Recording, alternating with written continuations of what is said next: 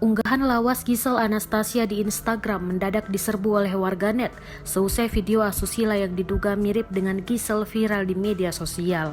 Nama Gisel pun masih menduduki puncak trending topik sejak Jumat 6 November 2020 malam karena kehebohan warganet atas video tersebut.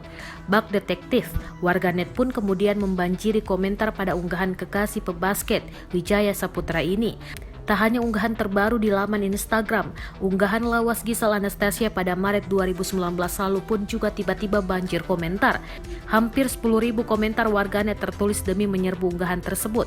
Dari komentar warganet, mereka menduga pakaian yang dikenakan Gisel pada foto lawasnya itu mirip dengan pakaian yang dikenakan oleh perempuan yang ada di dalam video asusila yang viral.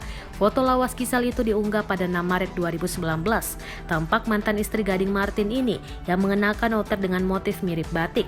Pada unggahannya, Gisel menuliskan soal make up dan gaya rambutnya.